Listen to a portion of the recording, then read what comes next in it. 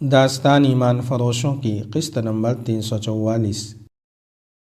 ہمیں اپنی عصمت کی قربانی دینی ہی پڑے گی۔ ان میں سے ایک لڑکی نے اس وقت کہا جب چاروں کو تنہائی میں بات کرنے کا موقع ملا تھا، ہمیں فرار ہونا چاہیے اور انتقام لینا چاہیے۔ دوسری نے کہا لیکن یہ اس وقت تک ممکن نہیں جب تک ہم ان پر یہ ظاہر نہ کریں کہ ہم نے ان کی غلامی دلی طور پر قبول کر لی ہے۔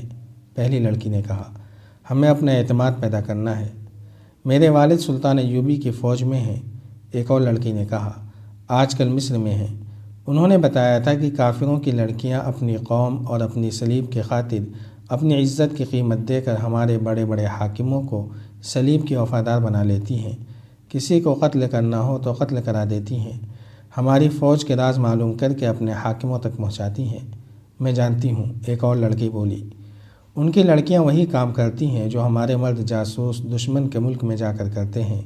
وہ چپ ہو گئی، ادھر ادھر دیکھ کر رازداری سے بولی، اگر ہم انہیں کہہ دیں کہ ہم ان کا مذہب قبول کرتی ہیں تو ایسا موقع پیدا ہو سکتا ہے کہ ہم اس بادشاہ کو قتل کر دیں، اور کچھ نہ ہوا تو فرار کا موقع پیدا کیا جا سکتا ہے۔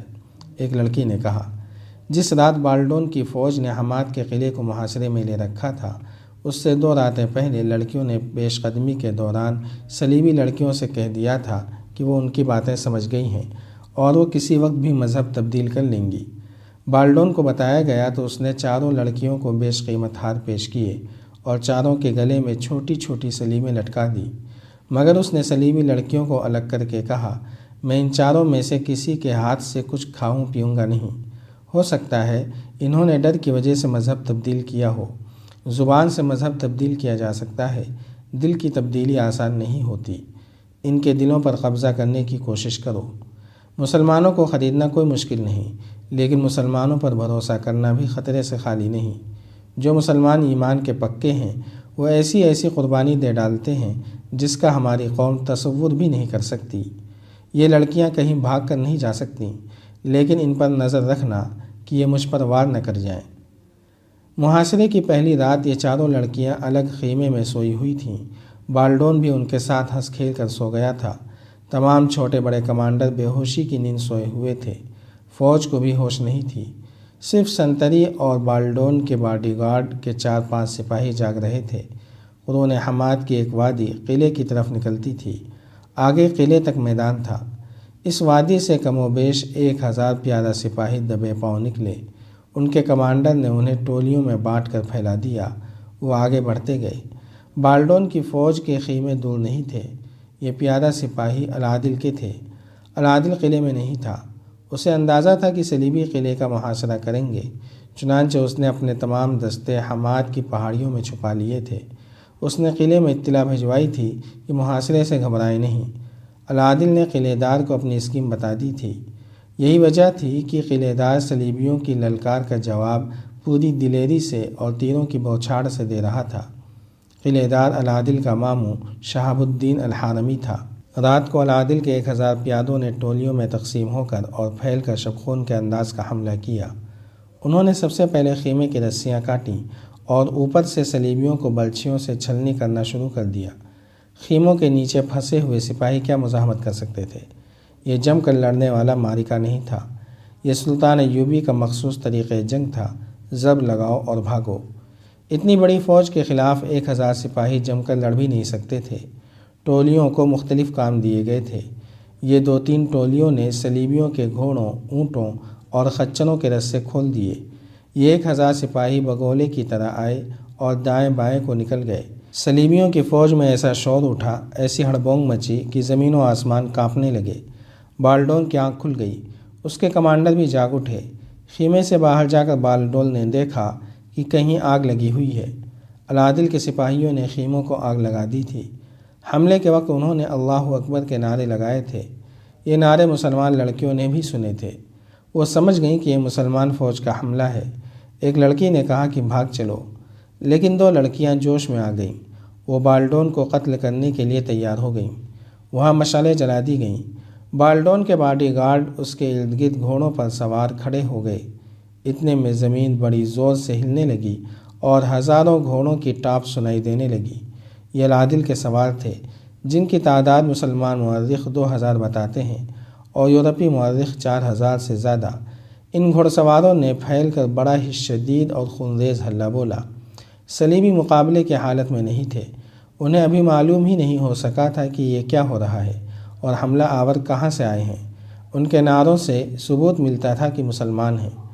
العادل کے سوار صلیبیوں کے محاصرے کو توڑتے ہوئے اور راستے میں جو آیا اسے گھوڑوں تلے رونتے یا تلواروں اور برچھیوں کا نشانہ بناتے ہوئے قلعے کی طرف نکل گئے۔ کمانڈروں کی پکار پر انہوں نے گھوڑے پیچھے کو موڑے اور ایڑ لگا دی۔ وہ ایک بار پھر افراتفری میں بھاگتے دوڑتے صلیبیوں میں سے گزرے۔ قلعے کی دوسری طرف جو صلیبی فوج تھی اس پر حملہ نہیں ہوا تھا۔ اس حصے نے ادھر کا شور و غوغا اور گھوڑوں کی قیامت خیز آوازیں سنی تو ان میں بھی بھگدڑ مچ گئی۔ ادھر کے صلیبی سپاہی ادھر کو بھاگے۔ ان کے ہزارہ گھوڑے، اونٹ اور خچریں کھول دیے گئے تھے۔ انہوں نے بھاگ دوڑ کر سپاہیوں کو کچلنا اور خوفزدہ کرنا شروع کر دیا۔ بالڈون کی فوج کا وہ حصہ بھاگ اٹھا۔ ادھر چاروں مسلمان لڑکیوں میں سے ایک اس کوشش میں تھی کہ مسلمان سپاہیوں کو بتائے کہ بالڈون یہاں ہے، مگر وہاں سب سوار تھے اور سرپٹ گھوڑے دوڑا رہے تھے۔ وہ صلیبیوں کی فوج سے دور نکل گئی۔ 2-3 سواروں کے ساتھ چیختی چلاتی دوڑی، مگر وہاں اس قدر شور تھا کہ کسی نے اس کی آواز نہ سنی، کوئی اس کی طرف توجہ نہ دے سکا۔ وہ دور پیچھے نکل گئی۔ ایک سوار نے گھوڑا روک لیا۔ لڑکی نے اسے ہانپتی کانپتی آواز میں بتایا کہ وہ مسلمان ہے اور اس جیسی 3 اور مسلمان لڑکیاں صلیبی بادشاہ کے قبضے میں ہیں۔ بالڈون کی خیمہ گاہ، جو اس کا جنگی ہیڈ کوارٹر بھی تھا، فوج سے الگ اور دور تھا۔ لڑکی کی آواز پر جس سوار نے گھوڑا روکا تھا وہ کوئی کماندار تھا۔ اس نے لڑکی کو گھوڑے پر بٹھایا اور پیچھے لے گیا۔ وہاں العادل کا ایک سالار تھا جس نے لڑکی کی پوری بات سنی۔ لڑکی نے بالڈون کے ہیڈ کوارٹر کی نشاندہی کی۔ سالار نے وہاں شبخون مارنے اور بالڈون کو پکڑنے کے لیے 2 جیش تیار کیے اور خود ان کی قیادت کی۔ اس نے سرپٹ گھوڑے دوڑا کر بالڈون کے خیمہ گاہ کو گھیرے میں لے لیا۔ ان کے ساتھ جلتی ہوئی مشعلیں بھی تھیں۔ سالار نے بالڈون کو للکارا، خیموں کو آگ لگانے کی دھمکی دی۔ ان میں ملازم، صلیبی اور 3 مسلمان لڑکیاں اور چند ایک سپاہی تھے۔ ان سب کو پکڑ لیا گیا۔ بالڈون کے متعلق پوچھا گیا مگر کوئی نہ بتا سکا کہ وہ کہاں ہے۔ اس وقت بالڈون گھبراہٹ کے عالم میں آگے چلا گیا تھا۔ اسے معلوم ہو گیا تھا کہ یہ مسلمان فوج کا شبخون ہے، لیکن وہاں اس قدر بھگدڑ تھی اور اتنے زیادہ گھوڑے دوڑ رہے تھے اور زخمی ایسی بری طرح چیخ رہے تھے کہ صورتحال پر قابو پانا بالڈون کے بس کا روگ نہیں تھا۔ وہ واپس اپنے خیمہ گاہ کو چل پڑا۔ اس کے ساتھ باڈی گارڈز بھی تھے۔ وہ خیمہ گاہ سے ابھی کچھ دور ہی تھا کہ ادھر سے ایک سوار گھوڑا دوڑاتا آیا۔ گھوڑا اس کے سامنے روک کر بالڈون سے کہا کہ وہ کہیں چلا جائے، اپنی خیمہ گاہ میں نہ جائے، کیونکہ وہاں مسلمان فوج پہنچ چکی ہے۔ بالڈون نے وہیں سے گھوڑے کا رخ پھیر لیا۔ رات بھر العادل نے ضرب لگاؤ اور بھاگو کی کارروائی جاری رکھی۔ جب صبح طلوع ہوئی تو حماد کے قلعے کے ارد گرد صلیبیوں کی لاشیں بکھری ہوئی تھیں۔ ان میں زخمی بھی کرا رہے تھے اور ان میں العادل کے شہیدوں کی لاشیں بھی تھیں۔ خچر، گھوڑے اور اونٹ دور دور بکھرے ہوئے چل رہے تھے۔ وہاں بالڈون تھا نہ اس کی فوج۔ صلیبی اپنی رسد بھی پھینک گئے تھے۔ العادل نے اپنی فوج کو حکم دیا کہ وہ دشمن کا سامان اکٹھا کرے اور اس کے جانوروں کو پکڑے۔ العادل کا یہ حملہ دلیری، جذبے، فن حرب و ضرب کے لحاظ سے قابل تعریف حملہ تھا، مگر جنگی نقطہ نگاہ سے اس سے کوئی فائدہ نہیں اٹھایا جا سکتا تھا۔ ضرورت یہ تھی کہ افراتفری میں بھاگتے ہوئے صلیبیوں کا تعاقب کر کے ان کی جنگی قوت کو مکمل طور پر تباہ کر دیا جاتا، پھر پیش قدمی کر کے اس علاقے میں داخل ہوا جاتا جو صلیبیوں نے فتح کر لیا تھا۔ قیدی پکڑے جاتے جنہیں اپنے قیدی چھڑانے کے لیے استعمال کیا جا سکتا، مگر العادل کے لیے ممکن نہ تھا کہ اس کامیاب شبخون سے کوئی بڑی کامیابی حاصل کر سکتا۔ اس کی وجہ یہ تھی کہ اس کے پاس فوج کی کمی تھی، وہ تعاقب کے قابل نہیں تھا۔ شب خون اور چھاپا مارنے سے دشمن کو پریشان اور ادمرہ کیا جاتا ہے۔ اسے شکست دے کر علاقے پر قبضہ کرنے کے لیے پوری فوج حملہ کرتی ہے۔ العادل نے ایک کام تو کر لیا تھا، لیکن اگلے مرحلے کے لیے اس کے پاس کچھ نہیں تھا۔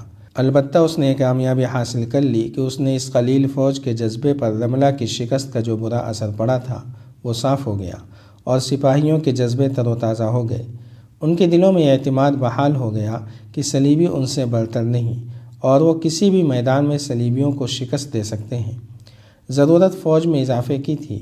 یہ کامیابی بھی حاصل کی گئی کہ حماد کے قلعے کو بچا لیا گیا، ورنہ صلیبیوں کو ایک قلعہ بند اڈہ مل جاتا۔ العادل اپنے ہیڈ کوارٹر میں دانت پیس رہا تھا۔